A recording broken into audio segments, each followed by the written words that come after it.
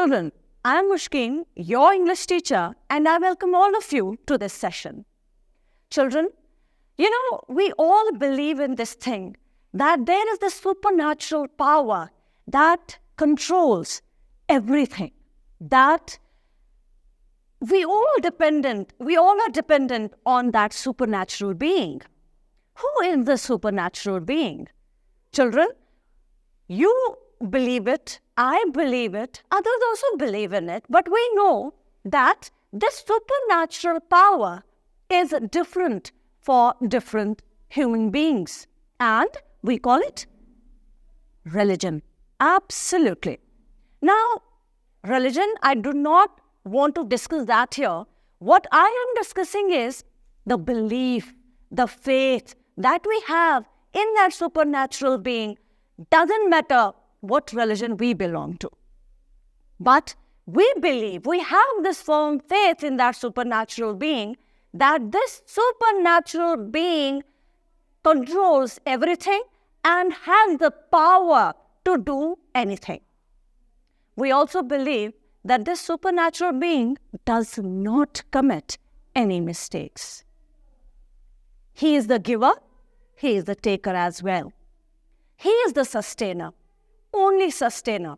And when I say he is the sustainer, he does not make anybody die of hunger. And we all believe it. The chapter that we are going to discuss today is titled A Letter to God. Children, this is a beautiful chapter, but if you look at the title, A Letter to God, you can actually think to yourself, who can write a letter to God? Maybe if you do not know the story of the chapter, you'll think it must be a kid, a small kid, who does not have that much of sense that if we write a letter to God, it is not going to reach him. But children, here our protagonist is Lencho. Now, who is this Lencho? He is a farmer, children. He has children. He has a wife, he has children, he has a family. And children, Lencho is not greedy at all. Greed, it actually overpowers everything. It tarnishes your inner core. Greediness is one of the 7 vices, children. But when we talk of this man, when we talk of Lencho is a pure soul who believes in the supernatural being, and he is of this firm faith that nobody dies of hunger. He is not greedy, so whatever he earns, he sustains his family in that. He sustains himself in that. So how does he earn? Children, I told you he's a farmer. So he grows crops. What crops? He grows corn. What does he grow, children? He grows corn. Now, he lives near a cliff, you can say. Now, what is this cliff? It's a small mountain. So, he lives near a cliff where he has his house, he has a farm, he has his land, and he grows corn there. So, every year he grows corn and earns enough to sustain himself and his family. Now, children, what happened this year? He has a beautiful yield of corn, and he is waiting for a shower, for a rain shower, so that his crop ripens and he can harvest it. So, he sees these dark clouds coming. When he sees these dark clouds coming, he's so happy. He's so overwhelmed that yes, this year also he will have a good crop. Why? Because water is needed for it. So he is very happy about it, that this year I'm again going to have a good crop. But these dark clouds does not bring shower with them. What do they bring with them? These dark clouds, they do not bring shower with them. They bring the storm. They bring the storm. There is hail, there is wind, and the rain lashes. The rain, it lashes his crops for 3 days. And when the storm passes by, what happens? His whole crop is destroyed. And he tells to his family that if locusts would have come, they would have spared some of the crop. But this storm has taken away each and everything that I relied upon for the year. He is devastated. His wife is devastated. So she tells him, what are we going to do for the year? What does he tell him? Now see, man with a firm belief that no, there is a supernatural being who will sustain us. So he tells her, God does not make anybody die of hunger. So next day, it is Sunday. He goes to the post office. And what does he do, children? He writes, he has already written a letter to God, and he posts this letter at the post office with this firm belief that God is going to reply and send him help and help him. So he posts the letter. Now the postman comes and he's sorting the letters according to the addresses, and he sees there this letter, and it is just written to God. He feels hysterical at it. How can somebody write a letter to God? Because God, what address will we post it at? So he takes it to the postmaster. And when the postmaster sees the letter, the address, he again laughs and he says, okay, this must be someone. But then it gets his mind and he becomes serious and he says, see, the faith, the belief of this man that he has written a letter to God, it will be of some concern there. So, to know why this man has written the letter to God, he opens it. And when he reads, it is as if a friend is discussing his problems with his friend, wherefrom he expects help. So he has written everything in the letter. That, see, I was waiting for the dark clouds. I wanted the rain, but it brought the storm. And now my crop is destroyed. Now, then he demands. What does he demand? He says, I need 100 pesos. Now, children, what is peso? It's a currency, okay? As in India, we have rupee. Or in Pakistan, we have rupee. Dollars in America. KD, Kuwaiti dinar in Kuwait. So, pesos. So he says, I need 100 pesos. He doesn't ask for more. He doesn't ask for less. Because he knows, okay, 100 pesos, they are going to survive me, sustain me. They are enough. So he is not greedy at all. So he asks her, send me 100 pesos. I need them to, why does he need it? So that he gets the seeds again, he sows the crop again for all that purpose. So he goes back home. And when this postmaster reads the letter, what does he do? He is overwhelmed. And he tells this postman that we need to help this man. So they actually, all of them contribute.